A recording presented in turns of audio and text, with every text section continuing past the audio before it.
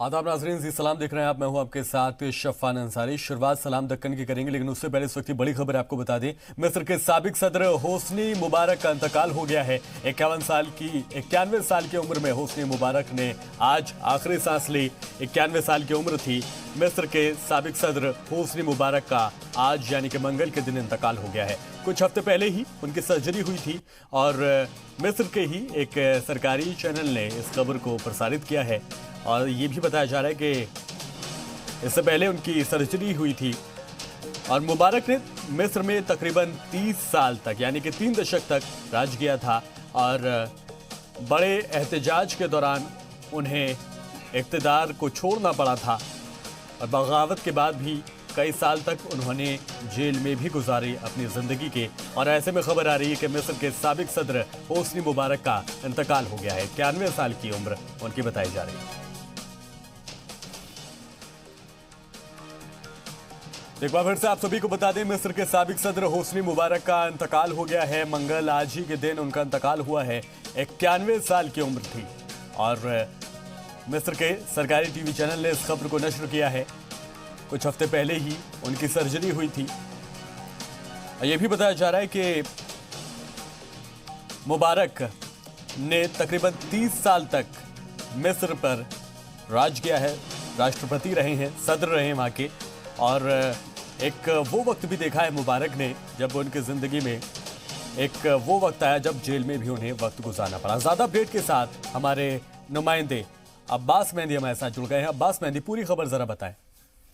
देखिए, Hosni Mubarak काफी लंबे वक्त तक मिस्र के इजिप्ट जिसको बोलते हैं उसके सदर रहे, राष्ट्रपति रहे।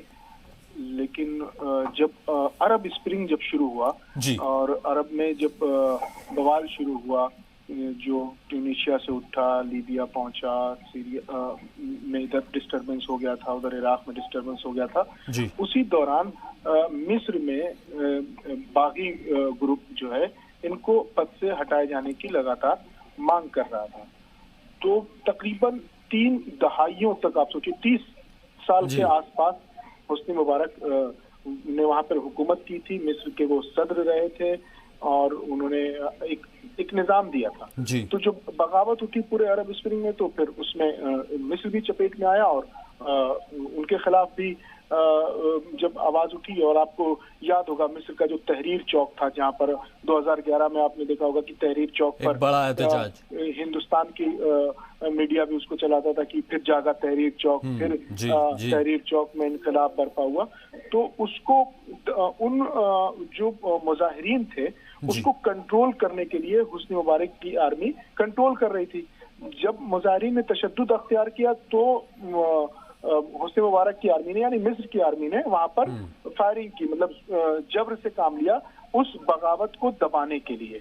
ठीक है, उसी केस में उन्हें अदालत ने उनको सजा सुनाई थी और हालांकि वो 2017 में मार्च में वो उस सजा को काट के बाहर आ गए थे, लेकिन अब उनका इंतकाल है। तो एक बहुत बड़ा मेरे ख्याल से बहुत बड़ा नुकसान है ये पूरे अरब खित्ते का, क्योंकि मिस्र अपने कल्चर के लिए, अपनी तहजीब के लिए, अपनी सकाफत के लिए, अपनी अलग अरबी के लिए, अपनी खत्ताती के लिए और जो मज़ारात हैं अहले बैत अलैहिस्सलाम के, उनकी मज़ारात के लिए मिस्र एक अलग शिनाख्त और एक पहचान। ठीक है सैयद अब्बास, बहुत शुक्रिया तमाम जानकारी के लिए। और अब आपको सीधा लिए चलते हैं, दिल्ली पुलिस प्रेस कॉन्फ्रेंस कर रही है, क्या कुछ करें आपको सुना देते हैं।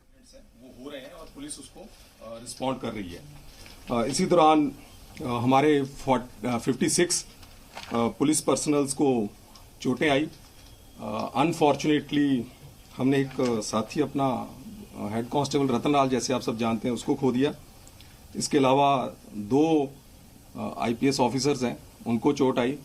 DCP शादरा को भी हेड इंजरी है, अंडर ऑब्जर्वेशन है। और बाकी 56 पुलिस पर्सनल्स को चोट है। और इसके साथ साथ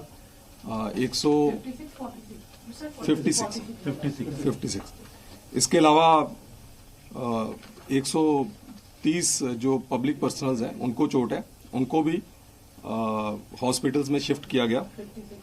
पहले मैं ये बताना चाहूँगा कि नॉर्थ ईस्ट डिस्ट्रिक्ट में सफिशिएंट फोर्स डिप्लॉय की गई है और कुछ क्वार्टर्स में ये खबर थी कि जो फोर्स है उसकी कमी है, इसको बिल्कुल हम।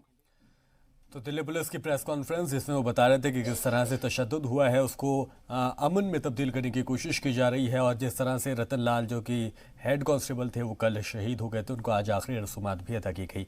दिल्ली की कशीदगी को लेकर वजीर दाखिला अमित शाह लीडरान और अफसरान के साथ मीटिंग कर रहे थे। आज मीटिंग ये हुई जिसमें सीएम अरविंद केजरीवाल, एलजी समेत सभी जिम्मेदार अफसरान मौजूद रहे। इस दौरान अमन बहाली के लिए अमन बहाली कमेटियां बनाने का फैसला किया गया। कौमी राजधानी में अमन बहाली पर जोर दिया गया। इस मौके पर वजीर दाखिला और दिल्ली के सीएम समेत सभी लीडरान ने अमन को बहाल रखने की अपील की। इससे पहले सभी लीडरान ने ट्वीट के जरिए लोगों से आपसी भाईचारे को बनाए रखने की अपील की। मीटिंग के बाद कांग्रेस के leader Subhash Chopra, BJP MP Manoj Tiwari समेत दीगर लीडरान ने अमन पर जोर भी दिया। इस दौरान बीजेपी एमपी और साबिक क्रिकेटर गौतम गंभीर ने हेट स्पीच देने वाले लीडरान पर कार्रवाई की मांग भी की। कपिल मिश्रा ने सवाल पर गौतम गंभीर ने कहा कि इस वक्त पार्टी से ऊपर उठकर बात करने की जरूरत है। कपिल मिश्रा हो या फिर किसी भी पार्टी का, उनके ऊपर कार्रवाई होनी चाहिए। सकारात्मक मीटिंग रही जिसमें पार्टी पॉलिटिक्स से ऊपर उठ के सबने ये तय किया कि ये हमारी अपनी सबकी दिल्ली का मामला है, और सभी पार्टियां मिलके और सभी पॉलिटिकल रिप्रेजेंटेटिव्स मिलके दिल्ली में वापस शांति बहाल करने के लिए जो भी संभव प्रयास है हम सब संभव प्रयास करेंगे।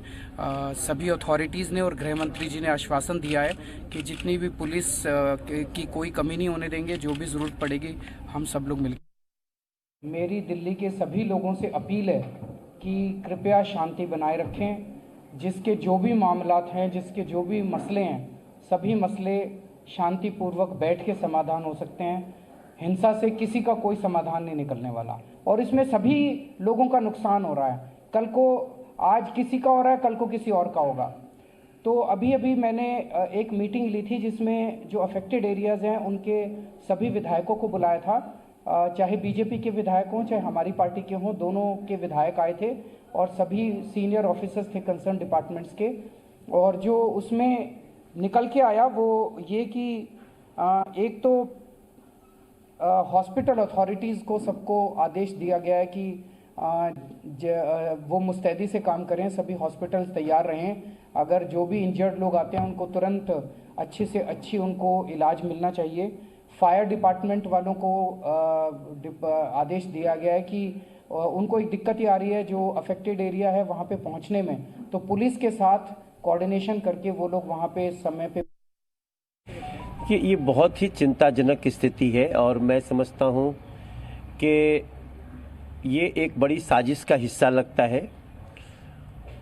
हम लगातार लोगों में शांति बनाने के लिए, संयम बरतने के लिए अपील कर रहे हैं, लेकिन कुछ लोग खौलाने में लगे हैं लोगों को, और वो भी उस टाइम जब अमेरिका के राष्ट्रपति डोनाल्ड ट्रंप साहब भारत के दौरे पे हैं।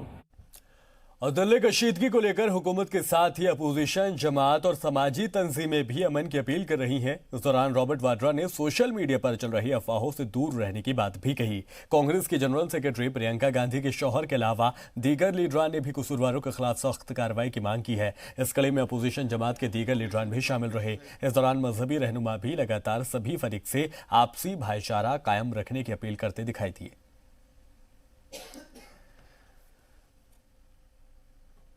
सीएए के खिलाफ जारी मुजाहरे के दौरान मशरकी इलाकों में हुए तशद्दुद के बाद वहां के हालात धीरे धीरे कंट्रोल में होने लगे हैं। शुरुआती लापरवाही के बाद वजीर दाखिला की मीटिंग के बाद पुलिस अब अलर्ट दिखाई दे रही है। इस दौरान अफसरान ने मुतासर इलाकों में 1 महीने तक दफा 144 नाफिज करने का ऐलान किया। इस दौरान अफसरान ने मातहतों को बेला किसी तफरीक के कार्रवाई करने का हुक्म दिया।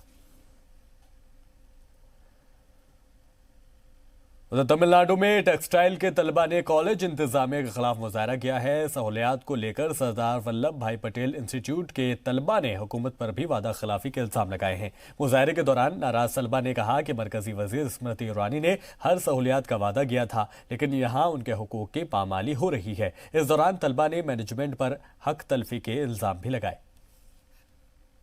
The students of Sardar Vallabhbhai Patel, and we came here from the written with the exam Central University Common Interest Test, which I am from basically from Delhi. This is the only textile department where we are got selected. This is the only institute in India, but we are especially for our department. Any other department we have 4 times in the fee structure and everything. We are not getting the basic facility. We don't have the boys hostel and all of the other facilities we are going through. It's very difficult to survive here. And now our college is going to be research center, and which is very and also our college official site also declared to be the privatized in some other university. But we came as a central university, and this is we can't survive like this way. We came from we have a lot of expectation, but the way we are going, we are suffering from this university and all. और फिलहाल के लिए सलाम देखकर में इतना ही।